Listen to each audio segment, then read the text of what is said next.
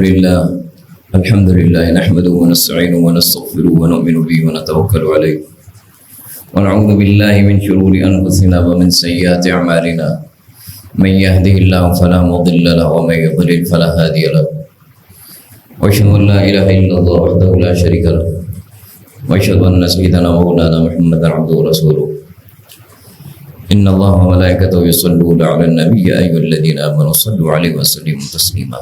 محترم حضرات، اللہ تعالیٰ کے رسول صلی اللہ علیہ وسلم کا ارشاد ہے افضل الاعمال الحب فی اللہ والبغض فی اللہ.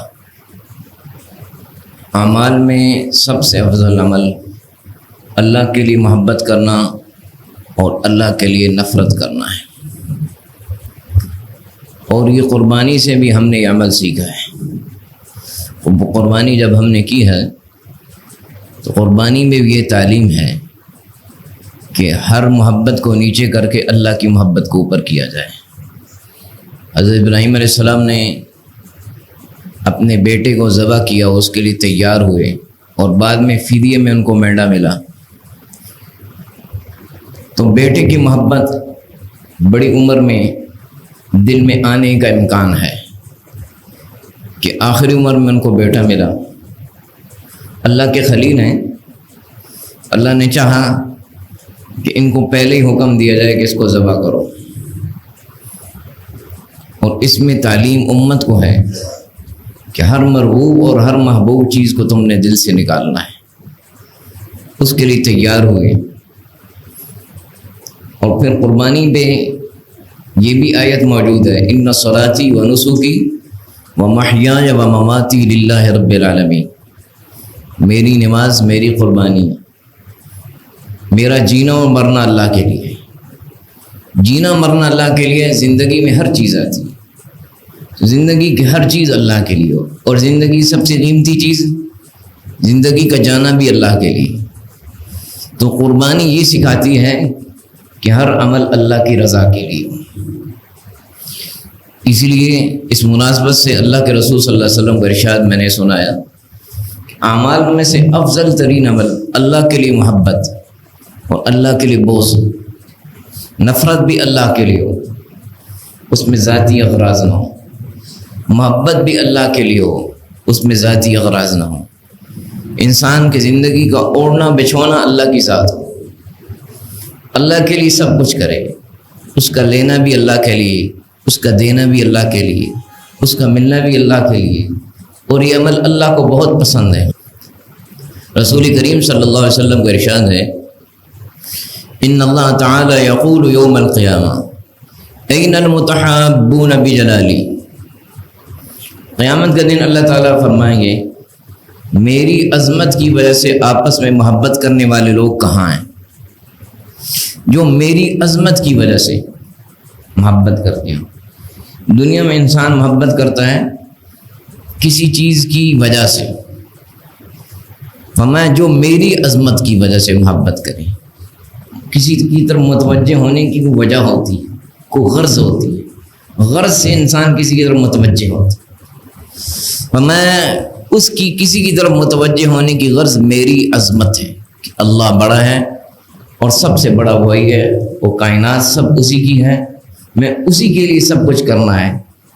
اس لیے میں نے محبت بھی اس کے لیے کرنی ہے. میری وجہ سے جو آپس میں محبت کرنے والے وہ کہاں ہیں؟ قیامت کے دن اعلان ہوگا اما الیوم اظلهم فی ظلی یوم لا ظل الا ظلی. آج میں ان کو اپنی رحمت میں سایہ دوں گا، اپنی رحمت کے سایہ ملوں گا. اور آج ان کو میں اپنا سایہ دوں گا، اس سایہ کے علاوہ آج کے دن کوئی سایہ نہیں.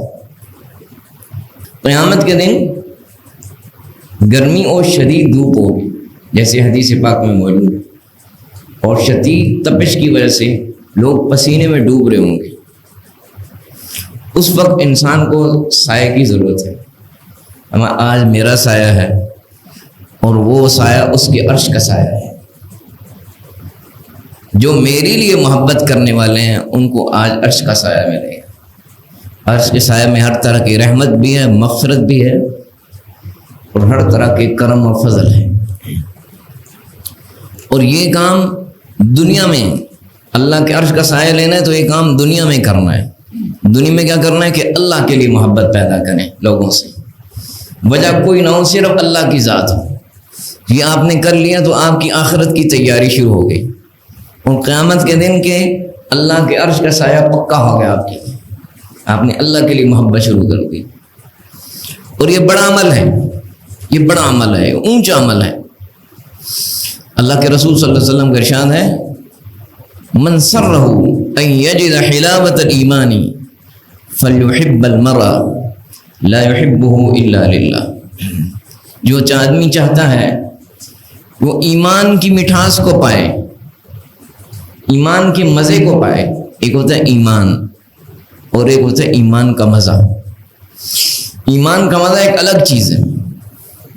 ایمان کا مزہ ایسی چیز ہے کہ اس سے مزہ کسی چیز میں نہیں ہے, اس سے زیادہ مزہ. اور جس آدمی کے دل میں ایمان کا مزہ آ گیا اس کو بہترین زندگی ملے گی, اس کو حیات طیبہ ملے گی, اس کو زندگی کا مزہ آیا. ایمان کے مزے کے بغیر زندگی کھوکھلی ہے. تو مزہ اصل میں ایمان کا ہے. جب ایمان کا مزہ پیدا ہو جائے دنیا کی ہر چیز کا مزہ آئے گا. آپ نے فرمایا جو آدمی چاہتا ہے ایمان کا مزہ پائے. اب آپ کا دل ہوا کہ ایمان کا مزہ ہم بھی پائیں, راستہ کیا ہے؟ وہ ایک راستہ اپنائے, فَلْيُحِبَّ الْمَرْءَ لَا يُحِبُّهُ إِلَّا لِلَّهِ. امام حاکم نے روایت کیا وَصَحَّحَهُ. فرمایا جو ایمان کا مزہ پانا چاہتا ہے وہ صرف اللہ کے لیے محبت کرے, وہ اللہ کے لیے محبت کرے. جس سے محبت کرے اللہ کے لیے کرے تو اس کو ایمان کا مزہ آ جائے گا. یہ راستہ بتا دیا. ایمان کا مزہ آئے گا تو دنیا بھی اعلیٰ. تو اللہ کے لیے محبت شروع ہو گئی تو دنیا بھی اعلیٰ, اور آخرت اعلیٰ ایسے کہ آپ کو اللہ کے عرش کا سایہ مل جائے گا. تو پھر رحمتیں وہاں سے شروع ہو گئی. دوسری چیز یہ سمجھنی ہے کہ ذاتی اغراض کے لیے قطع تعلق کرنا یہ مناسب نہیں ہے. انسان اپنے دل میں صفائی و ستھرائی رکھے, یہ بھی ایمان کا تقاضا ہے. اپنے ایمان والے بھائیوں سے اس کا تعلق اچھا ہو, اس کی محبت ہو, اس کے دل میں صفائی ہو دوسروں کے لیے, اس کا ایمان اور مضبوط ہوگا. اب انسان کو دوسروں سے بعض دفعہ رنجش بھی پیدا ہو جاتی ہے. اس رنجش کی وجہ سے پھر قطع تعلق بھی ہوتا ہے. پھر قطع تعلق کو پھر شیطان مزید ہوا دیتا ہے, قطع تعلق بڑھتا جاتا ہے. اب بعض لوگ زندگی بھر ایک دوسرے سے ناراض رہتے ہیں. بات چھوٹی سی ہوتی ہے, اس پہ ناراضگی کر لی اور ہمیشہ کے لیے ناراض ہو گئے.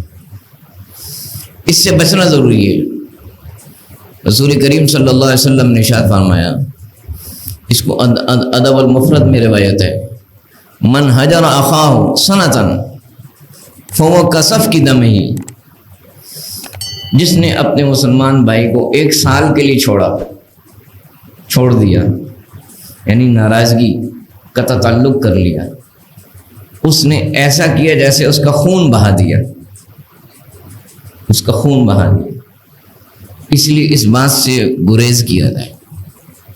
ایک وہ تعلق ہیں جو عمومی مسلمانوں کے تعلق ہیں, ایک وہ تعلق ہیں جو رشتہ داری سے وابستہ ہیں.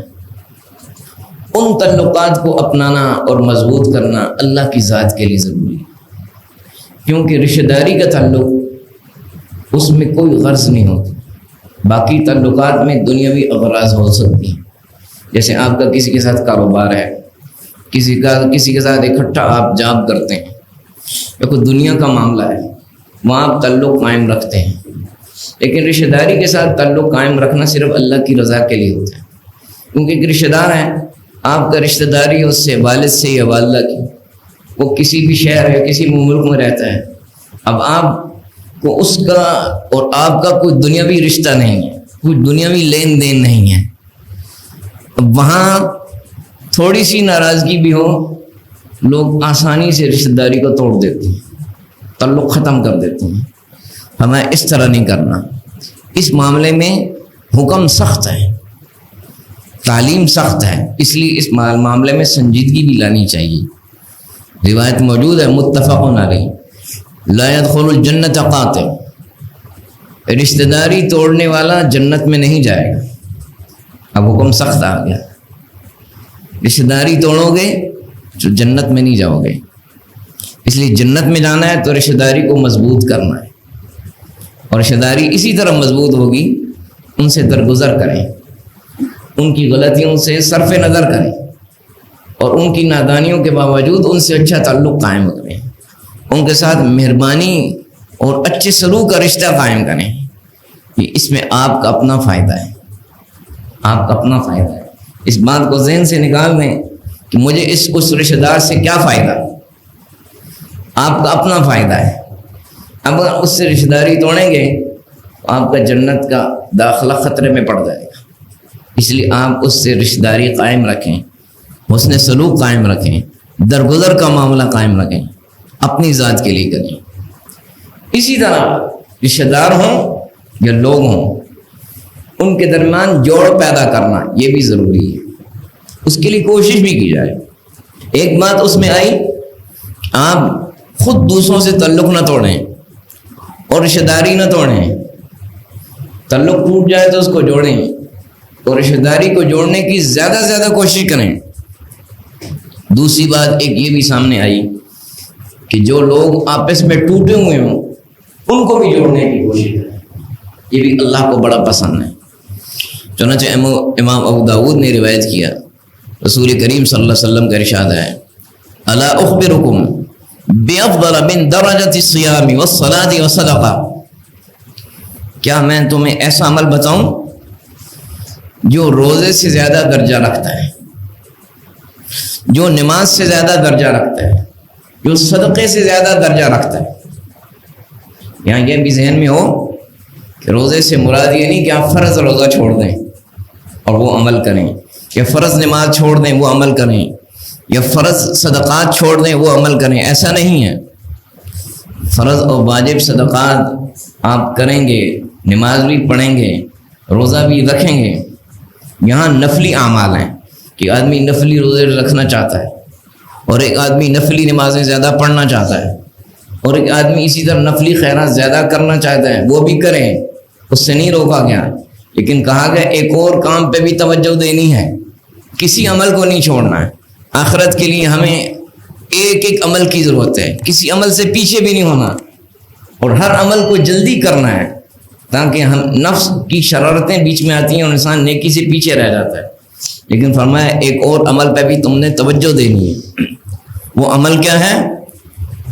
وہ جو نفلی اعمال سے بھی اس کو زیادہ اہم بتایا، نفلی اعمال سے اہم بتایا، وہ کیا ہے؟ صحابہ نے عرض کیا رسول اللہ ہمیں بتائیں وہ عمل۔ آپ نے فرمایا اصلاح ذات البین وفساد ذات البین الحالقہ، آپس میں لوگوں میں جوڑ پیدا کرو، لوگوں میں جوڑ پیدا کرو، لوگوں میں آپس میں محبتیں قائم کرو، لوگوں کو آپس میں جوڑو۔ اب یہ لوگوں کو جوڑنا، خواہ رشتہ دار ہوں، خواہ دوست ہوں، خواہ تعلق والے ہوں، ہر جگہ لوگوں کو آپس میں جوڑنے کی کوشش کرو۔ میں یہ آپس کا فساد اور آپس کا بگاڑ یہ دین کو ختم کر دیتا ہے۔ الحالقہ مونتا ہے، اس میں موننے کا لفظ ہے۔ جب آپس کے تعلقات خراب ہوتے ہیں تو دین خراب ہوتے ہیں۔ دین کیسے خراب ہوتا ہے؟ انسان ایک دوسرے کی بدخواہ بن جاتا ہے، اور دین بتاتا ہے ایک دوسرے کا خیر خواہ بنو۔ ایک دوسرے کے ساتھ حسد پیدا کرتا ہے، حسد نیکیوں کو کھاتا ہے، ایک دوسرے کی غیبت کرتا ہے، ایک دوسرے کو نیچا دکھانے کی کوشش کرتا ہے، ایک دوسرے کے ساتھ ایک برا ارادہ ہوتا ہے، پھر اس کی کوششیں شروع ہو جاتی ہیں، اس سے دین اس کا برباد ہو جاتا ہے، دین کی ساری کوششیں برباد ہو جاتی ہیں۔ تو اس لیے فرمایا آپس میں جوڑنے کی کوشش کرو، یہ بہت اونچا عمل ہے۔ اس لیے ہمیں جہاں بھی موقع ملے ہم دوسروں کو آپس میں جوڑنے کی کوشش کریں۔ اس جوڑنے کی کوشش میں اللہ راضی ہوتا ہے، اور اس جوڑنے کی کوشش میں ہم توجہ کریں کہ لوگ آپس میں جڑیں، اور جب لوگ آپس میں جڑیں گے اور ہم اس میں کوشش کریں گے تو ہم اللہ سے جڑ جائیں گے، اللہ کے قریب ہو جائیں گے۔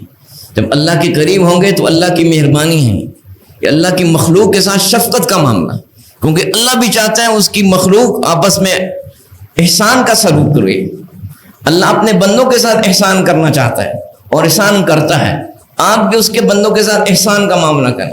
اس احسان میں ہے کہ ان کے تعلقات کو بھی جوڑیں اور ان کے ساتھ احسان کا رویہ رکھیں، تو اللہ کی مہربانیاں آپ پہ زیادہ زیادہ دنیا اور آخرت میں ہوتی جائیں گی۔ اللہ تعالیٰ عمل کی توفیق۔